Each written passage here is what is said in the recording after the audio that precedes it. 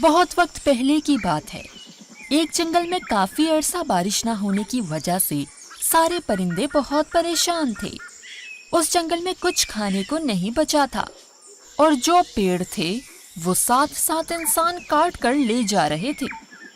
चीचू कौवा अपनी मालकन रानी चिड़िया को बोलता है, रानी चिड़िया, इस जंगल के तो अब कोई हालात नहीं रहे। क्यों ना हम सब यहाँ से किसी और जंगल शिफ्ट हो जाएं? लूसी तोता बोलता है, जी रानी चिड़िया, चीचू कौवा बिल्कुल ठीक बोल रहा है। मैं सब जंगल की सैर कर चुकी हूँ। सब जंगल के यही हालात हैं। मैं इस मसले का कोई और हल सोचती हूँ। रानी चिड़िया इधर उधर जंगल में उड़ने लग जाती है। तभी रानी चिड़िया की नीचे खड़ी गाड़ियों और मोटर बाइक्स पर नजर पड़ती है। अच्छा, ये हैं वो गाड़ियाँ जिसमें इंसान जंगल से लकड़ियाँ काट काट कर ले जा रहे हैं। रानी चिड़िया अपने घर वापस आती है और सबको अपने पास बुलाती है।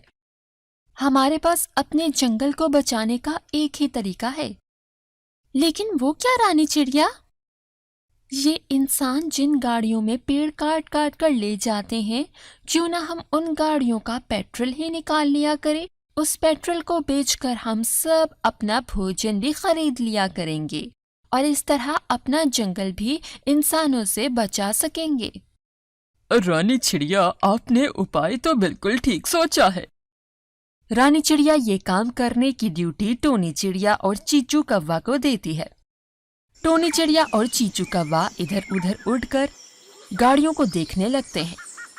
जैसे ही कोई गाड़ी या मोटरसाइकिल दिखाई देती, वो दोनों उसके पास जाते और उसमें से सारा पेट्रोल निकाल लेते हैं।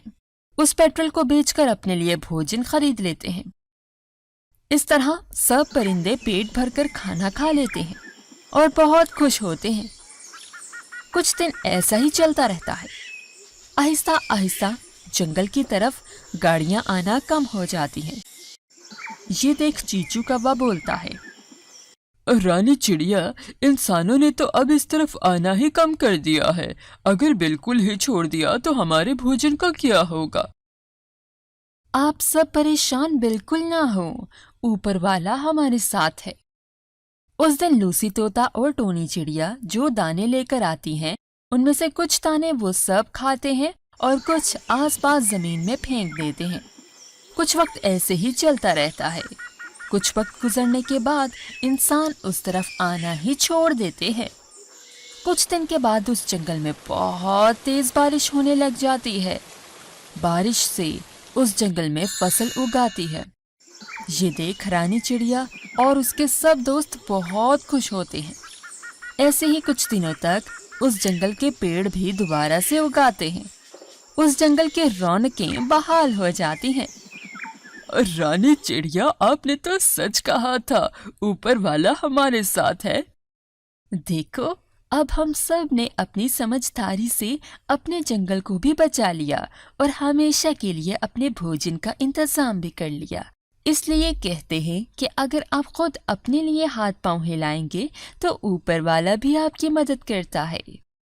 हेलो दोस्तों, इस कहानी से हमें ये सबक मिलता है कि हमें सुस्त नहीं बैठे रहना चाहिए, बल्कि हमें मेहनत करनी चाहिए ताकि हम भी अपनी जिंदगी में कामयाब हों।